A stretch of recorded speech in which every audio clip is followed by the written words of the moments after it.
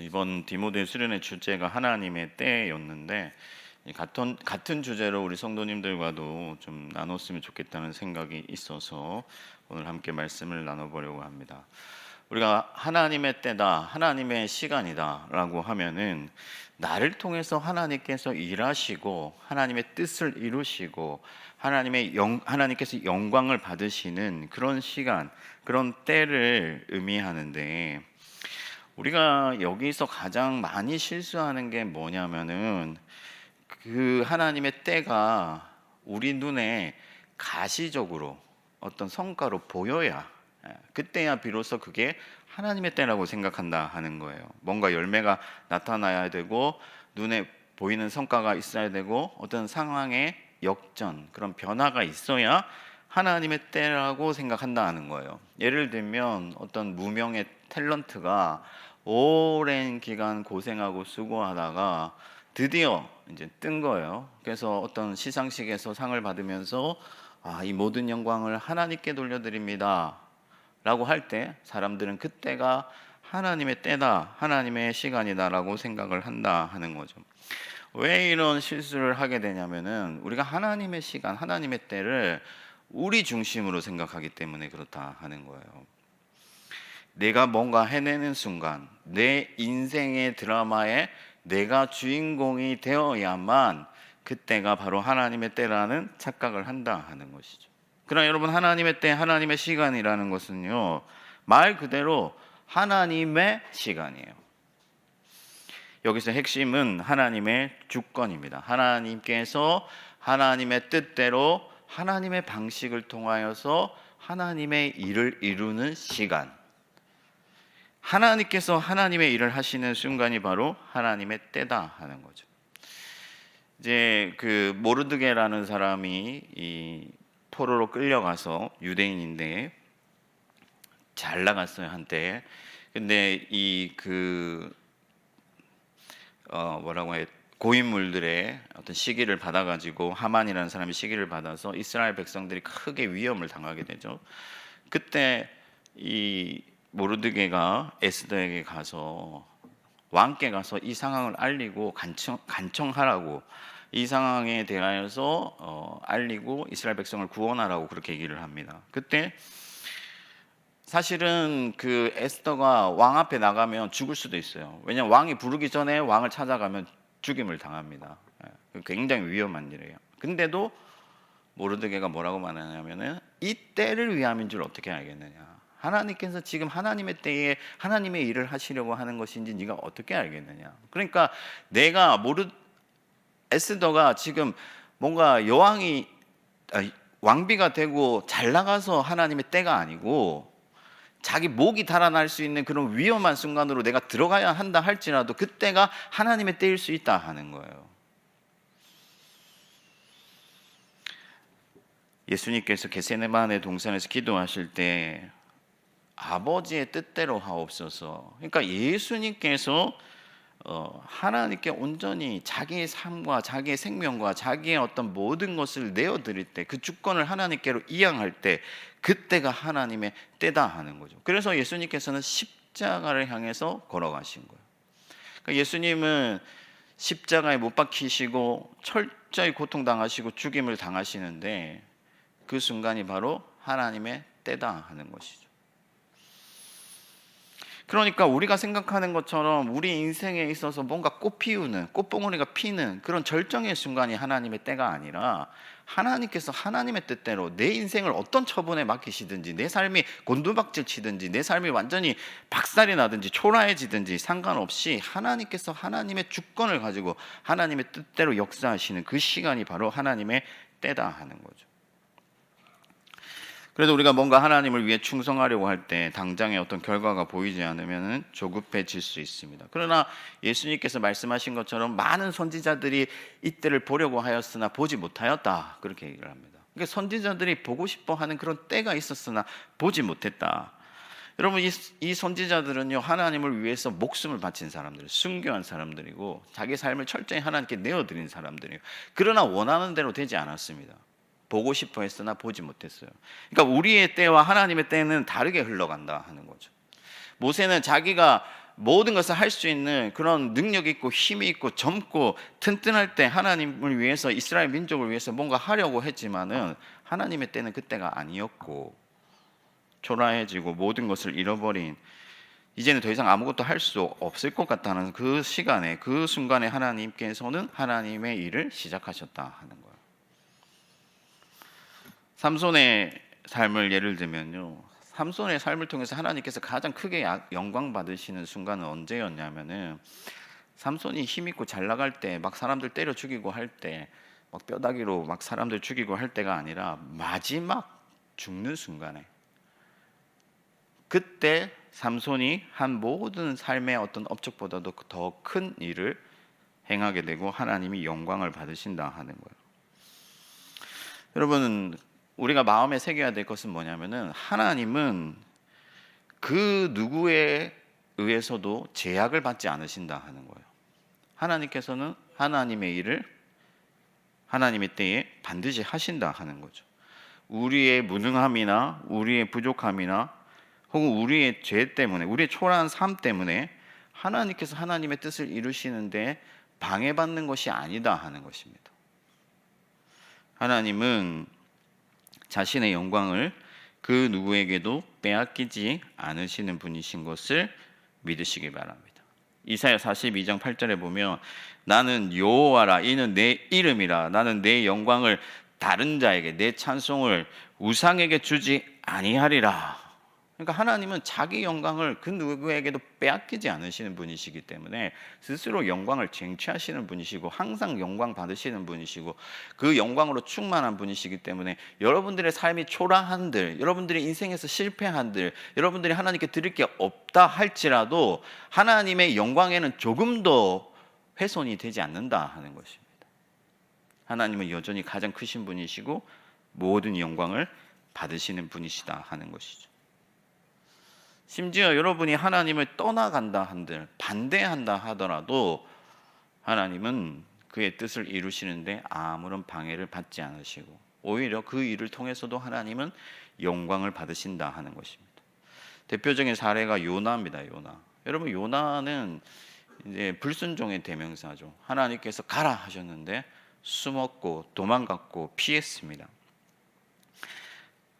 그러나 하나님께서는 요나를 추적해 가셨고 요나를 바다에 던지시고 물고기를 예비하시고 그 모든 일을 통해서 요나가 오히려 하나님의 구원을 깨닫고 하나님의 어떤 생명, 하나님께서 구원하시는 그 위대한 은혜가 얼마나 큰 것인가 하는 것을 더 절실하게 깨닫게 되는 거예요. 그러니까 요나가 하나님을 반대하고 도망했던 그 모든 일들은 사실은 필연적인 일들이었고 오히려 그 일들을 통해서 하나님의 뜻이 분명하게 드러났다 하는 것이죠.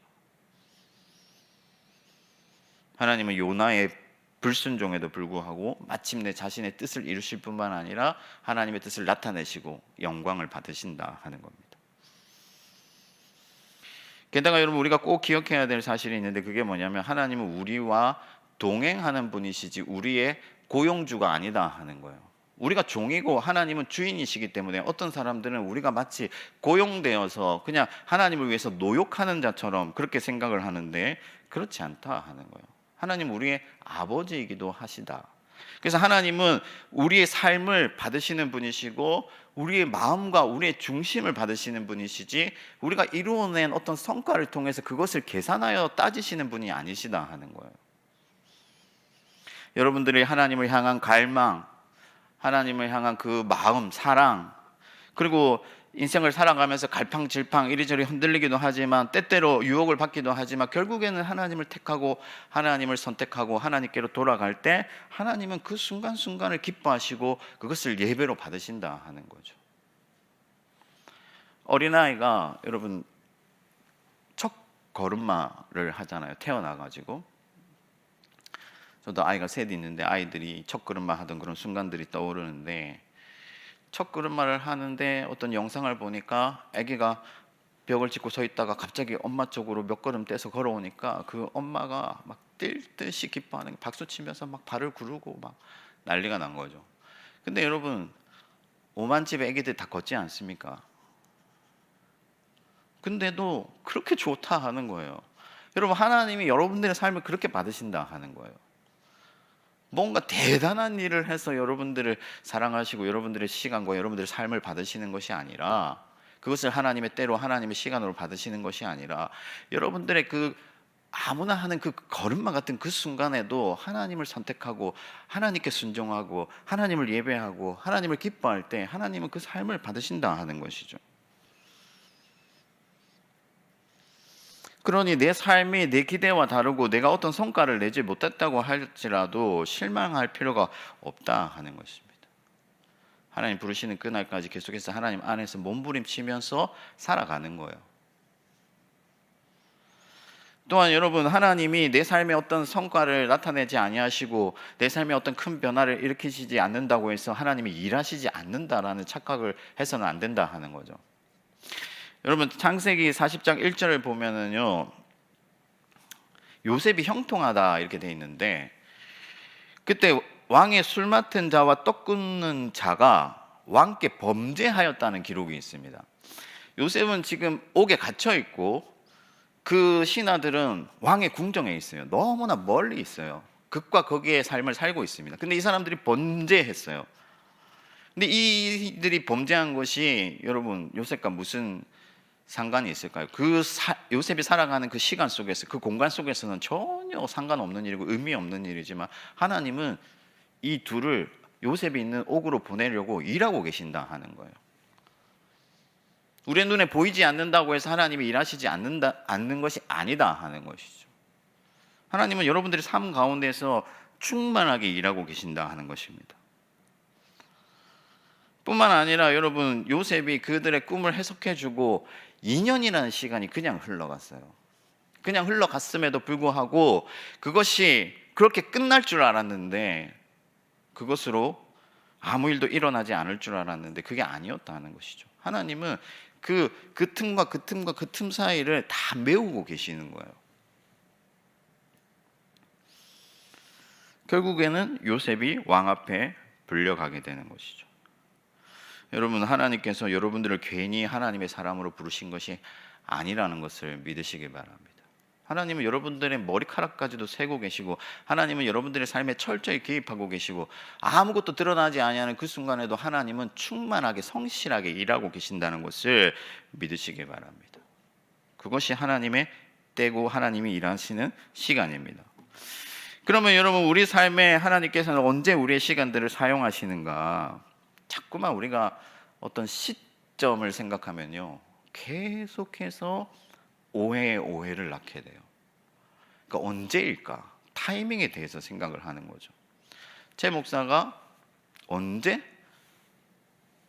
부목사를 좀 벗을까? 뭐 이렇게 고민을 하면, 제가 요즘 성도님들 만나면 목사님 처음 오실 때만 해도 좋았는데 그러면 지금은 이제 어떻다 뭐 이런 의미죠, 그죠? 자꾸만 처음 왔을 때 좋았는데 이런 얘기를 하시네. 시간이 흐르고 이제 저도 나이가 들고 하는데 자꾸 언제일까? 이런 생각을 하면요,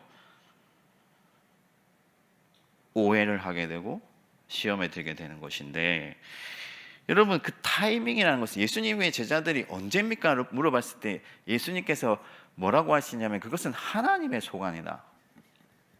하나님께서 하나님의 때에 일하실 것이다. 그러니까 결국에는 하나님이 모세를 40에 쓰시든 80에 쓰시든 그것은 하나님의 소관이다 하는 거예요. 자꾸만 우리의 시선과 우리의 초점이 언제일지 맞추게 되면은 우리가 선을 넘는 거다 하는 거죠. 그러면 우리는 우리의 인생 어느 부분이 어떻게 하나님께 쓰시느냐? 여러분, 사실은 여러분들의 인생의 찰나 같은 순간도 하나님이 쓰실 수 있다. 위대하게 사용하실 수 있다는 거예요. 담임 목사님께서 지난번에 예화를 드신 적이 있는데, 리빙스톤이라는 사람이 있습니다. 이 리빙스톤이라는 사람이 영국의 모험가이자 목사이자 의사이자 탐험가이자 굉장히 유명한 사람이에요. 우리 어릴 때는 항상 그 리빙스톤의 전기를 읽었습니다. 제가 디모데한테 물어보니까 아는 사람이 한 명도 없더라고요. 근데 저희 때는 많이 읽었었어요. 근데 이 사람이 아프리카의 선교에 큰 업적을 남겼는데, 이 사람을 회심하게 한 사람이 모페스 선교사라는 이 선교사인데, 이 사람은 아프리카 선교사이지만 크게 아프리카 선교에 업적을 나타낸 게 없습니다.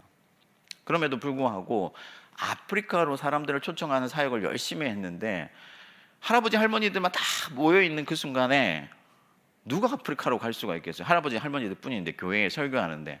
그래도 하나님께서 보내셨으니 나는 나의 일을 하자 하고 말씀을 전했을 때 소년 리빙스턴이 그 말씀을 듣고 은혜를 받고 아프리카로 떠났고 위대한 일을 행하는 거예요. 그래서 여러분, 이 리빙스턴이 죽으니까 시신이 이제 고국으로 돌아가야 되는데, 시신을 그 마을로 드리는 것이 이제 아프리카에서는 금지되어 있는 부족들이 많으니까, 이 부족들이 리빙스턴의 시신을 옮기기 위해서 전쟁까지 하면서, 그 정도로 이 리빙스턴이 아프리카에서 굉장히 독보적인 그런 일을 해내게 되는데, 결국은 모페 선교사의 한 번의 설교가 그 일을 이뤘다 하는 거죠. 그래서 여러분들이 무심코 던진 말 한마디에 어떤 사람들의 생명이 살아날 수가 있고, 누군가는 또 그 순간을 통해서 큰 역사를 이룰 수도 있다 하는 거예요. 그래서 여러분들의 삶이 초라하다고 해서 내 삶이 의미 없다고 생각해서는 안 된다 하는 것이죠. 때로는 여러분, 오랜 시간이 사용되어야 될 수도 있습니다. 그러니까 오랜 시간이 쌓여야 될 수도 있다는 거죠. 그러니까 모페 선교사가 이게 아프리카에 큰 업적을 못 이뤘다고 했잖아요. 근데 제가 이분에 대해서 조사를 하고 읽다 보니까 이분이 아프리카어로 성경을 번역하는 일에 29년을 헌신을 했어요. 그래서 29년을 헌신하고 이 성경을 출판하려고 하는데, 아프리카 부족들이 뭐 쓰는 단어들이 너무 제약적이잖아요. 뭐 사냥하는 용어들 뿐이고 고급진 용어들이 별로 없다 보니까 이 성경 자체가 굉장히 수준이 낮은 거예요. 그래서 이 책을 출판하는 것을 포기할까 하다가 그래도 29년이나 했으니 내자 해가지고 책을 냈는데, 언젠가 자기가 어떤 그 마을에 은퇴할 시점에 이제 순회하면서 돌아보는데, 어떤 마을에 교회가 생겼다고 해서 찾아가 보니까 자기가 번역한 성경을 가지고 아프리카 목사가 전도해가지고 교회를 개척해서 그 마을에 부흥이 일어난 거예요.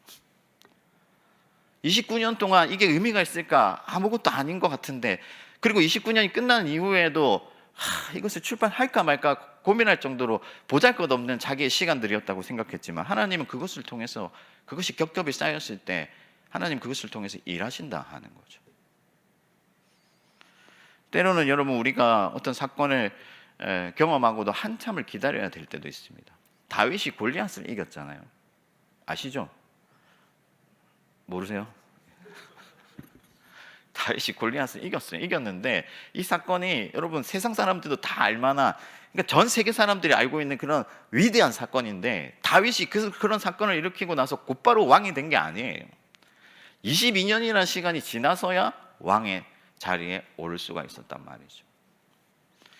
그렇기 때문에 여러분, 하나님께서 여러분들의 시간들을 어떻게 사용하실지 그것은 하나님의 주권에 달려있는 것이고, 단지 우리가 믿고 신뢰하는 것은 하나님은 우리를 괜히 부르신 게 아니고, 하나님은 우리의 인생, 우리의 시간들, 우리의 삶을 어떤 모양이든지 어떤 식으로든지 사용하시고, 그것을 통해서 하나님이 받으셔야 할 그 영광을 반드시 받아내신다 하는 것입니다. 그러므로 우리는 어떻게 해야 되느냐? 먼저는 인내해야 돼요. 하나님의 일을 하나님 때에 하나님께서 하실 것을 믿으면서, 내 삶이 비록 초라하고 작고 때로는 힘들고 고단해도 그리스도께서 십자가를 지신 같이 우리도 인내하면서 실망하지 아니하고 좌절하지 아니하고 낙심하지 아니하고 꿋꿋이 우리에게 맡기신 그 길을 걸어가야 된다 하는 것이죠. 또 하나는 뭐냐면요, 하나님의 말씀을 믿고 그대로 순종하기를 힘쓰는 거예요. 여러분, 하나님의 때, 하나님의 역사는 어떻게 시작되냐면요, 말씀이 있으면 그대로 됩니다. 하나님이 빛이 있으라 하시니 빛이 있었고, 그것이 하나님의 역사의 시작이었어요. 하나님의 때에, 하나님의 시간의 시작이었어요. 아브라함에게 하나님께서 말씀하시니 말씀을 따라 나갔잖아요. 여러분, 갈대아 우르라는 곳은 아브라함이 뭔가 일을 해내기에 가장 적합한 곳이죠. 그렇지 않습니까? 모든 자원과 인맥과 모든 재산과 모든 노하우가 그 우르라는 도시에 있단 말이에요. 근데 그것들을 다 내려놓고 하나님이 말씀하시니 아멘하고 순종하여서 그 우르라는 도시를 벗어날 때, 떠날 때, 그 마을의 경계를 넘어가는 그 순간에 아브라함을 통해서 하나님의 일이 시작됐다 하는 거죠. 그러니 여러분, 우리는 부지런히 하나님이 말씀하시면 아멘하고 순종하는 그런 삶을 통해서 하나님의 때를 이루어가야 된다. 마지막 하나는 여러분, 성실하게 하는 것입니다. 성실하게 행하는 것. 다윗이 목자로서 그 삶에 성실히 행하였을 때 하나님은 다윗의 목자됨을 사용하신 거예요. 그의 목자됨의 노하우와 성품과 또 지혜와 경력을 사용하신 거죠. 여러분, 목자라는 것이 뭐 대단한 게 아니죠. 집에 막내였기 때문에 형들이 큰 일을 할 때 자기는 집에 양떼를 치고 있었단 말이죠. 그런데도 하나님께서 맡기신 자리에, 하나님께서 보내신 삶의 정황에서 자기 삶을 성실히 해 나갈 때, 묵묵히 그것을 감당해 갈 때 하나님께서는 그를 통하여 일하셨다 하는 것입니다. 그러므로 여러분, 하나님의 때에 하나님의 뜻대로 하나님께서 여러분들의 삶을 통해 영광 받으실 것을 믿으시고 담대히 견디고 이기고 또 말씀에 순종하면서 여러분들의 삶을 성실히 살아가시기를 축복합니다. 그러면 하나님께서 하나님의 일을 하실 것입니다.